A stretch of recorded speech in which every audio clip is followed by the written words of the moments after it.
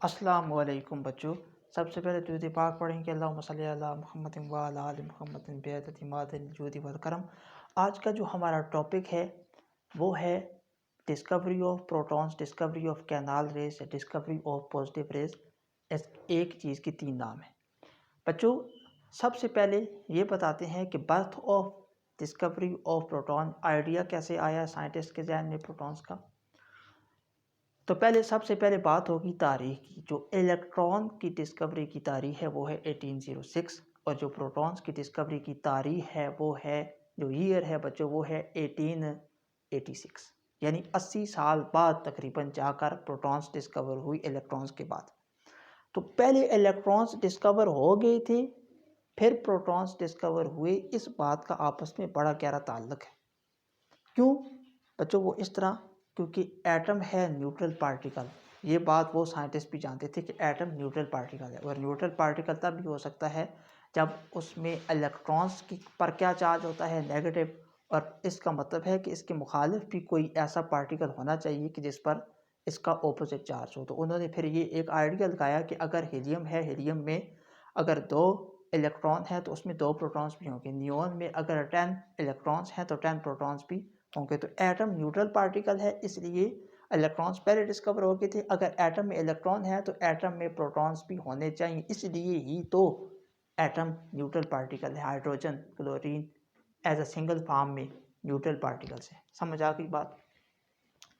आगे बच्चों चले, अब हम देखते हैं कि कैसे हुई डिस्कवरी ऑफ प्रोटॉन। ठीक है, तो बिल्कुल वैसे ही है बच्चों जैसे हमने डिस्कवरी ऑफ इलेक्ट्रॉन में पढ़ा है। हाई वोल्टेज अप्लाई किया, हाई वोल्टेज अप्लाई किया। हाई वोल्टेज अप्लाई करने से बच्चों हुआ क्या, नेचर में एक्सपेरिमेंट कैसे हुआ कि वेरी डिस्चार्ज ट्यूब एक्सपेरिमेंट। क्योंकि उस दौर में बच्चों डिस्चार्ज ट्यूब एक्सपेरिमेंट चल रहे थे, 19वीं सदी। ठीक है बच्चों, क्या हुआ कि ये जो एनोड है इसमें से पॉजिटिव रेज निकली, एनोड में से पॉजिटिव रेज निकली, एनोड में से पॉजिटिव रेज निकली और वो आगे जाना शुरू कर दिया। ठीक हो गया, सही। दरमियान में बच्चों रिड्यूस प्रेशर है, कोई गैस भी मौजूद होगी डिस्चार्ज ट्यूब के अंदर। आर्गोन गैस है, नियोन गैस है, मिसाल के तौर पर नियोन गैस है। चलें, नियोन गैस है बच्चों। अब आपकी बुक में एक बात लिखी हुई है, यहाँ पॉजिटिव रेज असल में एनोड से भी निकलती हैं, लेकिन क्या हुआ कि भाई सारा सेटअप तो वैसा ही है जैसे डिस्कवरी ऑफ इलेक्ट्रॉन में था। तो डिस्कवरी ऑफ इलेक्ट्रॉन में यहाँ से कैथोड रेज निकली थी, तो जाहिर है कैथोड रेज अभी भी तो निकलेंगी। कैथोड रेज में परफोरेटेड कैथोड रेज है, इसमें सुराख हैं, लेकिन फिर कैथोड रेज कम निकलेंगी, लेकिन निकलेंगी तो सही। तो वो कैथोड रेज किधर जाएंगी बच्चों? कैथोड रेज असल में आगे जाती हैं, इधर आगे जाती हैं। इधर आगे नियोन गैस प्रेजेंट है, इनर्ट गैस, नियोन गैस यहाँ प्रेजेंट है। फिर क्या होता है बच्चों कि इलेक्ट्रॉन या कैथोड रेज अपनी हाई स्पीड की वजह से, अपनी हाई स्पीड, अच्छा कि कैथोड रेज पर भी नेगेटिव चार्ज है। कैथोड रेज क्या है? इलेक्ट्रॉन है। यहाँ नियोन पर भी, नियोन के शेल्स में क्या है? इलेक्ट्रॉन है। इलेक्ट्रॉन इलेक्ट्रॉन दोनों पर क्या चार्ज है? Negative charge. लेकिन वेरी इंपॉर्टेंट पॉइंट, फिर भी कैथोड रेज नॉकआउट कर देती हैं इस इलेक्ट्रॉन को। जो नियोन में इलेक्ट्रॉन है उस इलेक्ट्रॉन को नॉकआउट कर देते हैं। आप कहेंगे सर कैसे? इलेक्ट्रॉन इलेक्ट्रॉन पर रिपल्जन होती है, वो तो दूर भागते हैं, दूर भागते हैं। लेकिन हमने हाई वोल्टेज अप्लाई किया हुआ है। हाई वोल्टेज का मतलब है बच्चों क्या? जोर ज़बरदस्ती, यानी जोर से ज़बरदस्ती के साथ कैथोड रेज की इतनी ज़्यादा हाई स्पीड होती है कि वो इलेक्ट्रॉन को नियॉन के एटम में से नॉकआउट करने में कामयाब हो जाती है। समझ आ गई? अच्छा, जब ये इलेक्ट्रॉन नॉकआउट हो गए तो क्या हो गया? पहले की भी एनोड से भी आ रही थी, एनोड रेज, पॉजिटिव रेज भी आ रही थी, वो भी आ रही थी। अब बच्चों देखिए क्या हुआ, नियॉन के 10 इलेक्ट्रॉन है, 10 प्रोटॉन, नंबर ऑफ इलेक्ट्रॉन और प्रोटॉन बराबर होते हैं, 10 इलेक्ट्रॉन है, तब ही तो एटम क्या होता है? न्यूट्रल पार्टिकल होता है। तब ये एटम क्या होता है? Neutral particle. क्यों? जो पहले बात की, number of protons, number of electrons आपस में क्या होते हैं बच्चों? इक्वल होते हैं। इसलिए 10 इलेक्ट्रॉन थे, 10 प्रोटॉन थे। अच्छा, एक इलेक्ट्रॉन नॉकआउट हो गया, कितने रह गए? कितने रह गए बच्चों? 9 इलेक्ट्रॉन्स रह गए, लेकिन प्रोटॉन्स तो 10 ही है। 9 इलेक्ट्रॉन्स रह गए, प्रोटॉन्स कितने हैं? 10 ही हैं। 9 इलेक्ट्रॉन्स 9 प्रोटॉन से हो जाएंगे कैंसिल आउट, एक प्रोटॉन बच जाएगा। एक प्रोटॉन का ये है पॉजिटिव चार्ज। तो एनोड रेज जो पहले की आ रही थी उनमें से उन पर क्या था? पॉजिटिव रेज थी, और ये एक पॉजिटिव रे यहाँ से भी निकल आई। कैसे, कहाँ से निकल आई? जो नियॉन की गैस है वहाँ से। जो आपको सारा प्रोसीजर बता दिया कि यहाँ नियॉन पर क्या चार्ज आएगा? पॉजिटिव चार्ज आएगा। तो वो पॉजिटिव चार्ज क्या होगी? वो भी पॉजिटिव रे बन गई। वो भी क्या बन गई, एनोड रे बन गई। वो भी इनके साथ मिलकर कहाँ जाएगी, इधर आएगी और यहाँ सुराखों में से पास कर कर यहाँ लगेगी फ्लोरेसेंट स्क्रीन पर, और फ्लोरेसेंट स्क्रीन हमें एक ग्लो देगी जो है रेड ग्लो। और ये आप ये पूछेंगे ये कैथोड रेस में जो इलेक्ट्रॉन्स निकले ये किधर गई, एनोड की तरफ चले गई। तो आप प्रॉपर्टीज पढ़ते हैं कैनाल रेज की। This travel straight time, cathode rays जो हैं या कैनाल रेज जो सॉरी कैनाल रेज या पॉजिटिव रेज जो हैं ये ट्रेवल कर रही थी क्या, स्ट्रेट टाइम। ठीक हो गया। एक they travel perpendicular to the anode, पर ये क्या है बच्चों, एनोड है, इसकी परपेंडिकुलर ट्रेवल कर रही थी क्या, कौन ट्रेवल कर रही थी, कैनाल रेज। ठीक है। तो तीसरी प्रॉपर्टी इसकी वेरी इंपॉर्टेंट है और ये when the positive rays fall on the fluorescent screen gives us the red glow। तीन प्रॉपर्टीज होगी। when positive rays, थोड़ी सी इंग्लिश खुद लिखा करें, when positive rays fall on the fluorescent screen they produce red glow। तीन होगी। ठीक है बच्चों। तो इससे पहले जो बात थी इंस्ट्रूमेंट पॉजिटिव रेज कैसे डिस्कवर हुई वो बातें, उनकी इंग्लिश आप लिखेंगे, मैं एक दफ़ा रिपीट कर देता हूँ। With high voltage two electrons in the discharge tube, the negative positive rays anode rays coming from the anode gives red glow when they fall on the fluorescent screen। and ये क्या है, cathode. ये बच्चों क्या है, cathode. and we place perforated cathode with high voltage cathode rays coming from the, cathode rays कहाँ से निकलेगी, cathode rays coming from the cathode rays coming from the cathode rays and cathode rays coming from the cathode. जब वो cathode rays cathode से निकलेगी बच्चों, and knock out the electron from the neon atom and neon becomes Na+। Neon also gives the shape of positive रे और anode रे। ठीक हो गया। तो इस तरह हम, बुक वाला मैंने नहीं बोला, अपने अल्फाज में बोला है, आप इस तरह इसको अपने अल्फाज में लिख सकते हैं। ठीक है, दो हो गई, तीसरी भी बोल दी। अच्छा, अब बच्चों जो इसकी वेरी इंपॉर्टेंट आती हैं, इसकी जो प्रॉपर्टी है वो क्या है बच्चों। इसकी जो वेरी इंपॉर्टेंट प्रॉपर्टीज़ हैं वो आप देखें, तीन प्रॉपर्टीज़ तो हो गई। अब आप देखें EMF of proton is less than EMF of electron, यानी चार्ज टू मास रेशियो जो इलेक्ट्रॉन की है वो ज़्यादा है charge to mass ratio of proton से। Charge to mass ratio electron की बच्चों ज़्यादा आई है हमारे पास charge to mass ratio of proton से। एक्सपेरिमेंट में साइंटिस्ट ने जब मालूम किया तो charge to mass ratio of electron ज़्यादा आई, charge to mass ratio of proton क्या आई बच्चों, कम आई।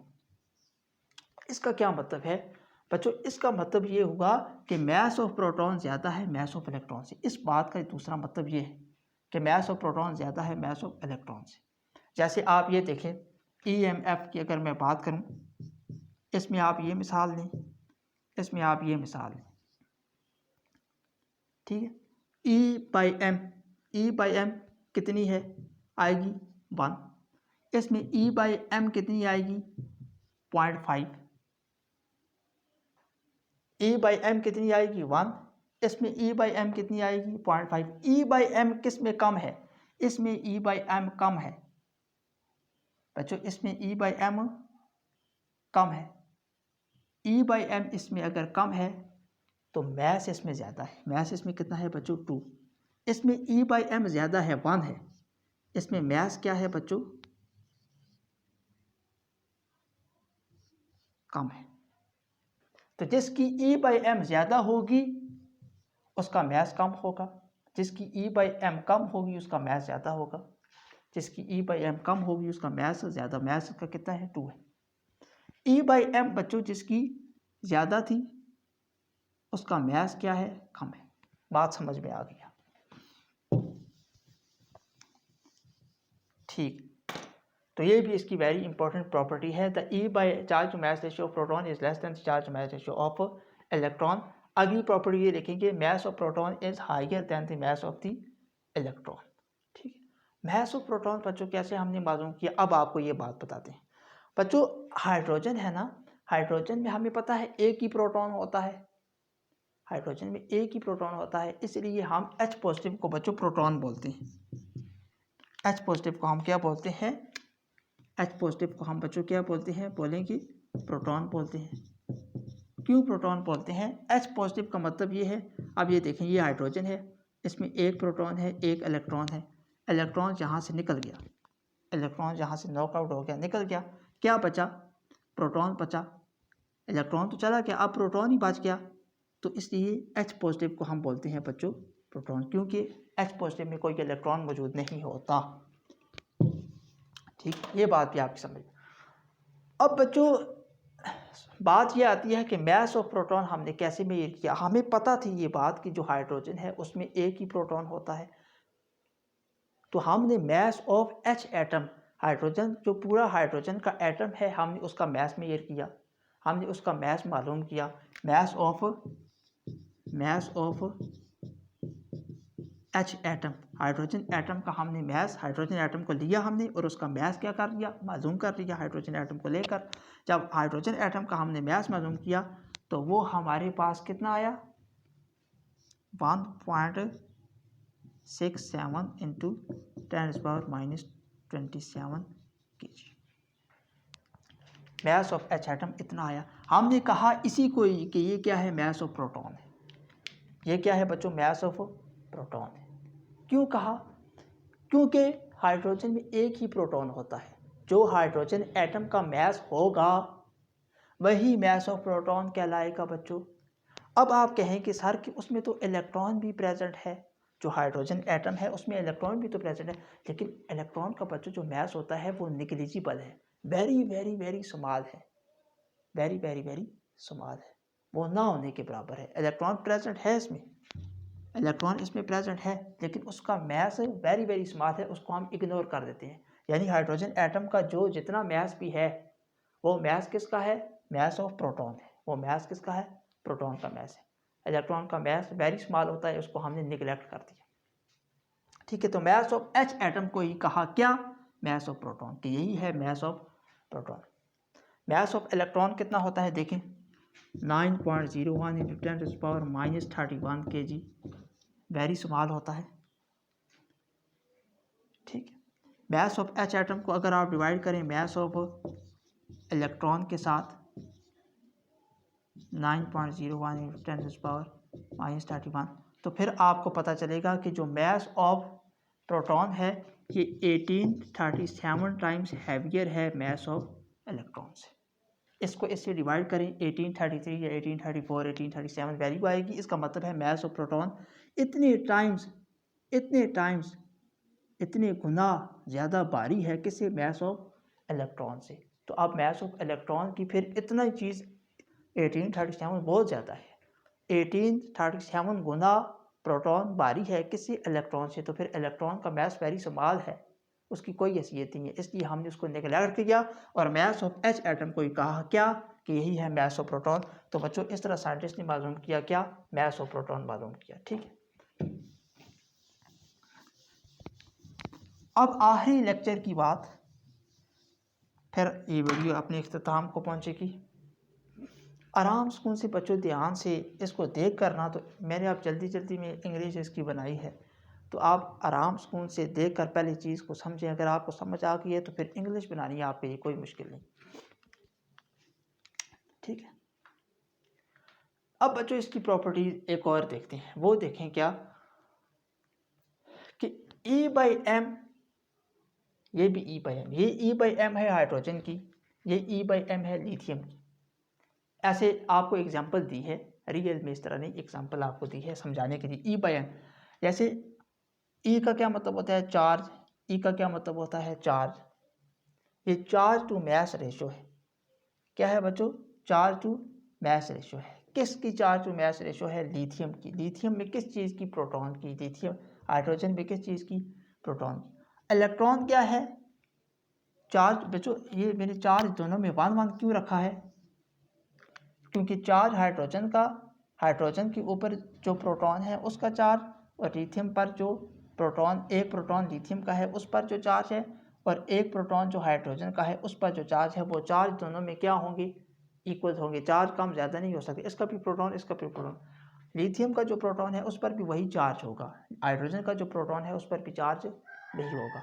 इलेक्ट्रॉन है, इलेक्ट्रॉन चाहे एल्यूमिनियम का हो, कॉपर का हो, सिल्वर का हो, उसका मास उतना ही होगा, उसका चार्ज इतना ही होगा। कितना?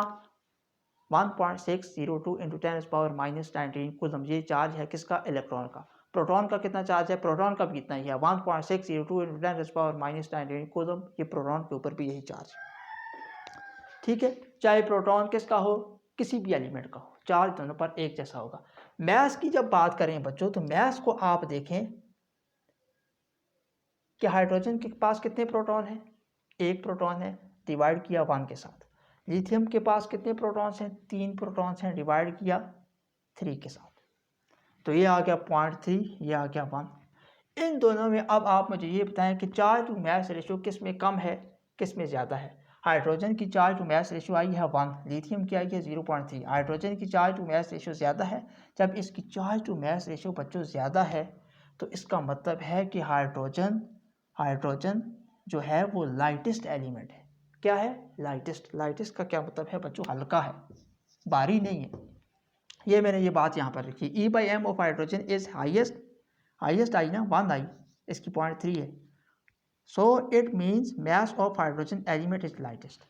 जो मास है हाइड्रोजन एलिमेंट का वो क्या है बच्चों, लाइटेस्ट है, हल्का है। पूरे पीरियोडिक टेबल में सबसे जो लाइटेस्ट एलिमेंट है वो हाइड्रोजन है, और ये बात हमें यहाँ से ही पता चली कि हाइड्रोजन क्या है बच्चों, लाइटेस्ट एलिमेंट। ठीक हो गया, ये बात आपको समझ में आ गई।